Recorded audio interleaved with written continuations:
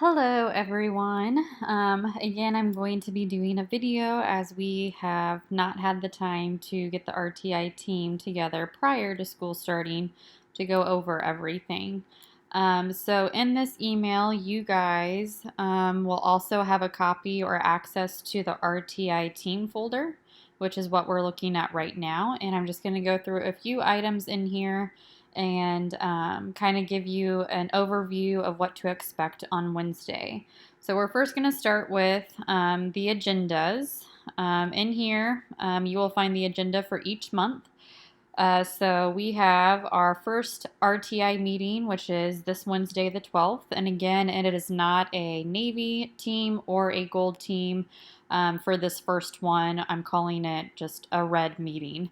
So for my gen ed teachers who are part of the RTI team, if you can make it, it would be greatly appreciated. If not, I realize you have a lot on your plate. It is totally fine. If you can pop in and pop out, that works as well too.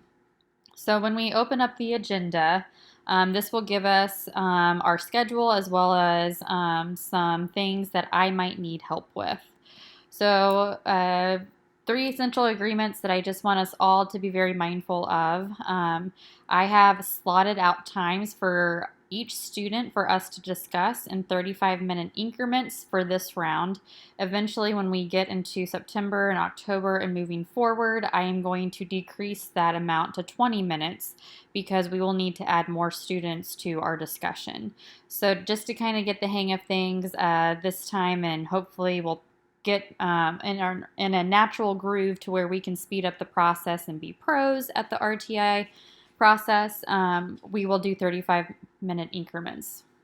So therefore, our first essential agreement, just please be present. Refrain from any items that could be a distraction from who we are discussing on that would not allow you to be an active participant. Mindful and respectful. So I'm excited for this year is that we actually have a team, and our team is going to be coming together to be putting together some amazing plans for our students. So let's just bounce ideas off of one another or build off of each other's ideas. And then I'm calling us the dream team.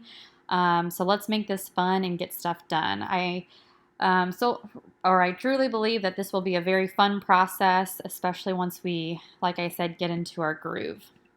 Our next one is some roles that I will need some help with. Before, I felt like I was in charge of all of these roles, and it was almost hard for me to facilitate the meeting while also taking good notes and starting and ending on time, and then following up with other items that needed to be done. So, the facilitator, of course, I will be facilitating each meeting and kind of getting us started and reviewing some information. I do need a timekeeper. Pretty simple. Just make sure that you interrupt us. It is fine to interrupt the conversation to let us know that there is 10 minutes left of the meeting as well as 5 minutes left. And for the timekeeper, you can always refer to this slide as to what time we need to end to prepare for our next meeting. Note taker in the tier 3 plan. So this would be the person who's going to jot down everything in the tier 3 plan. I struggled with this facilitating and filling out the plan last year. So if I could have someone who is just a really good typer and listener and can take all these notes, I would greatly appreciate that, as that would, I truly believe, speed up the process. So for the note taker, when we get down to each student, you will find when you click on their picture that their tier 3 form is linked to their picture. So you would just go ahead and click on their tier 3 form, and I don't know why it's popping up like this. Maybe if I expand it. You would fill in all this information. So the student's name, the teacher, the grade, the school. The date of intervention sent home, you can leave blank, and the date of birth you can leave blank because I can go back and fill in. Just documenting who attended the meeting, and then between the teacher and the parent, document the student's strengths. And then between, again, the teacher and the parent, document what are some concerns that either the team has or the teacher and the parent, and just marking what is the main area or main skill that is of concerning, and it could be both or all three in some cases. But I think for the most part, on Wednesday, many of our students are going to be in the ELA area. Date of intervention. Again, if you're taking notes and you need to ask, I'm more than happy to kind of help guide that, I'm sorry, this is the academic. So this would be our NWEA reading. I would want the RIT score in the F or the percentile, as well as the FMP levels. If we're talking about an ENL student, we'll provide the WIDA. If we're talking about behavior, then this would be something that we would fill out. We are not talking about behavior for any students for this round, but CDR is classroom discipline referrals, ODR, office discipline referrals. And then we can go into this further as we have a student who has, or when we start discussing students who have behavioral needs. So this is just the quick documentation. Once we start brainstorming as a team, we would just document that when we met, what is the intervention that we are implementing, duration, who's providing it, and when the start date is. Typically, these two areas, you can leave blank. I can go back and fill that in. Aside from the strengths and the areas of concerns, I would really appreciate if whoever is taking notes takes the rest of the notes in this section, as some of the discussions or the topics that we discussed around the table, our ideas that we brought to the table, anything that when we meet next time we can refer back to the notes and look at what we discussed. This also is just helpful for parents to show them that we have discussed this prior, or this was addressed, or it was brought up. So that's the note taker. That's actually a very big role. So if anyone is willing to tackle that, I'm going to bow down to you, because that was so stressful trying to do that simultaneously as facilitating. The last person, or I guess the last two people, are very similar. The emailer, there might be some once we're done with hold on, I'm sorry. When we email people to get more information, such as setting up a screener, just make sure that you CC me, myself, and Jenny Noble on this. And this the emailer is going to be someone who we would direct you, hey, could you please email so-and-so to see what other information we could get, or to set up this assessment, or something along those lines. And then the last bit is the looker-upper, and this would be if maybe I did not have all of their NWEA scores from previous years, I would need someone to maybe go into NWEA and look up their other scores from previous years, or maybe a skill that they were lagging in that NWEA could talk about. So if you see a role that you know you would already like to be in charge of, you are more than welcome to email me and let me know ahead of time. And that way we don't have to waste time come Wednesday when I ask who wants to be what and it's silent. But hopefully I have some helpers out there that are willing to take on a role for this round. And then, of course, we're all going to be brainstorming and coming around the table and trying to come up with some very creative plans. So as mentioned before, this is our lineup. We have our agenda up here with our time slots, who our students were discussing, and their teachers. We are inviting last year's teachers just because they're going to have more information on this student than their current teacher. Prior to the meeting on Wednesday, if you guys could please go through each student, just look at the information that I have put in here, and just kind of get a feel or an idea of what we could be working with, or maybe some ideas that we could create. Again, this would eliminate us kind of going through this information in the meeting, versus if we look at this ahead of time, we can get started right away on what are some interventions, or questions that you guys may have that we can all start to answer, or I could help answer. So that is our agenda. I'm now going to click out of this and I'm going to go back to our RTI folder. And in here is just additional resources that I felt like were useful for us. Of course, we have the FMP levels. So if we're ever looking or ever presented with someone who has a low FMP, but we are unsure of maybe the correlation to grade, we can refer to this. I found this document on NWEA that kind of gives the RIT score to the grade equivalent in both reading and in math. Math is below. And so that would give us an idea of where the student's working at based on their RIT score. And then here are just some tier accommodations that could be tier 1 interventions or even tier 2, but these are more so strategies than accommodations.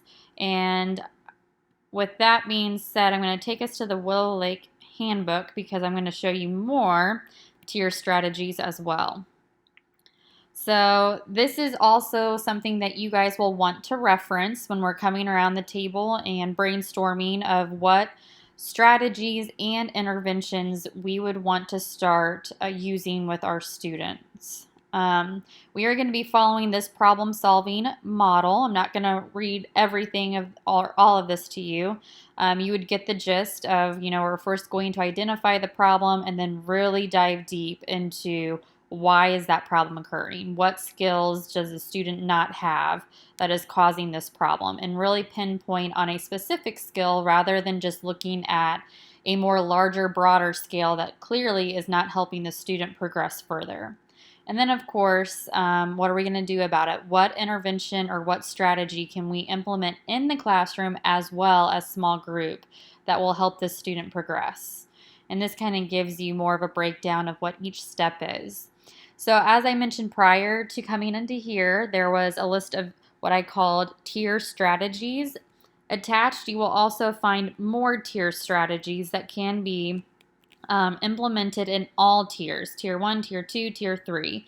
And I like to think of these as strategies that complement the intervention that we are going to be implementing. And so if you just click on whatever subject we are discussing, it opens up a document of many pages of interventions or what I'm calling strategies that could go along with the intervention that we are going to be using in small group. And so there's a lot.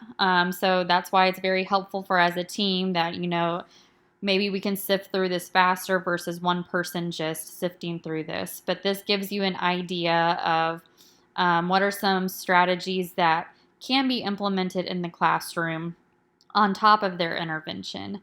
One thing that is new this year with this RTI process is many times we would discuss around the table an intervention for the student and write that in their tier 3 plan, but we never really discussed what can the classroom teacher provide further in their tier 3 plan in the classroom when their intervention is not being implemented.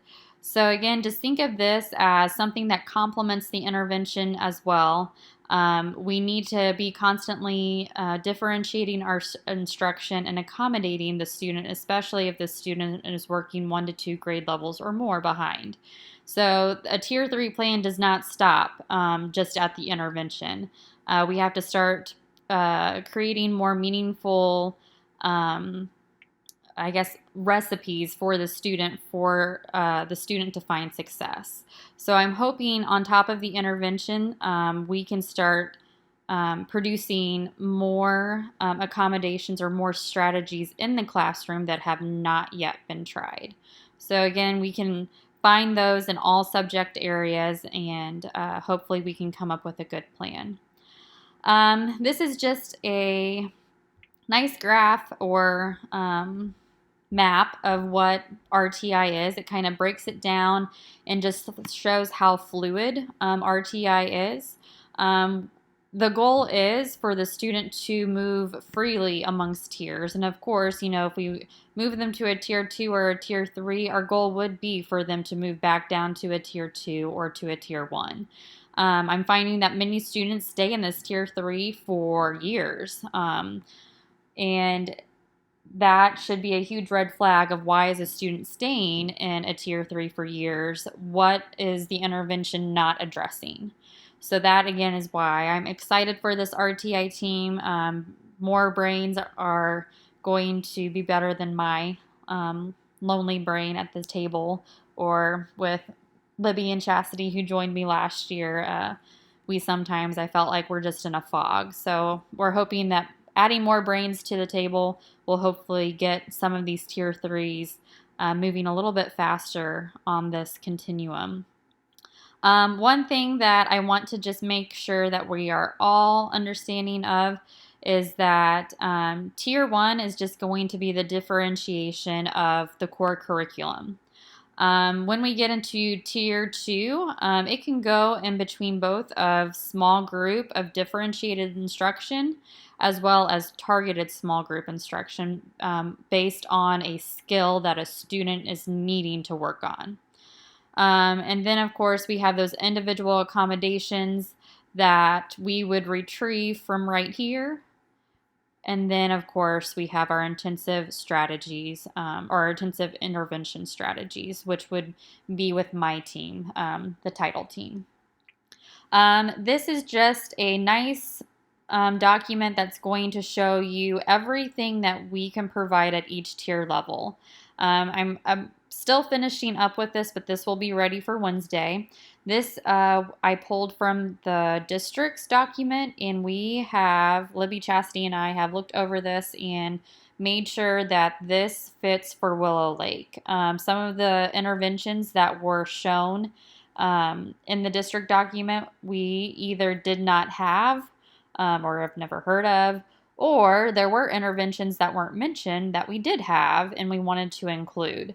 So when we start talking about interventions, this is something that we can refer to as a team and really look at to see what can we implement for this student, or how can we adjust their intervention currently to implement some of these strategies or interventions. And we have this for both reading and for math. This last piece is just going to be if we get to the point where we've met so many times on a student, or if data has shown that a student has not progressed with so many interventions in place. This is just a nice little guiding checklist that we can go through to make sure that we have crossed our T's and dot our I's, and this student is ready to have an initial evaluation. One thing I want you guys to be very cognizant of is it is a team decision, and our parents are attending the team meetings as well too. And so when we get to that point, we will be discussing as a team, is it appropriate for us to start talking of an initial evaluation? And so please feel free to put your input and your opinion. No one's suggestions, ideas, or input would not go unnoticed. Again, it's a team effort, so it's great to hear other people's perspectives of what's been implemented or what the data shows. And I think from there we can really bounce ideas off of each other's suggestions and decide what's the best route to go for our student. The last piece, I just liked the nice little graph that this provided. When students are working below grade level, if we implement the appropriate intervention at a certain point, so say right here, then we should start seeing their line or their trajectory, predicted trajectory, start changing. If our student is continuing to grow this way or even straight across stays stagnant, I think that's a huge indication of we need to switch up the intervention, or maybe it's time to start going through our guiding checklist. So that is everything. If you guys could just look through everything, get comfortable with finding where the interventions are, where the strategies are, and just read through quickly our agenda and the students we will be discussing. I think come Wednesday we should be able to move through this seamlessly, and I'm really excited to be working with all of you guys. I appreciate those who I've asked to be on the team, your willingness to help, and I appreciate you taking the time out of your busy day because I know there's so much, especially with this new adjustment, so much that you guys have on your plates. So I am looking forward to Wednesday. If you have any questions, please feel free to reach out to me. And again, this Wednesday is a red calendar day. Teachers from both Gen Ed, or teachers from both Navy and Gold can attend. I will give you a heads up. Next month, September, is Navy. So that's where we will start our rotation of Navy and Gold. Other than that, I look forward to working with you guys. I will send out the agenda with a Zoom link Wednesday morning. See you then.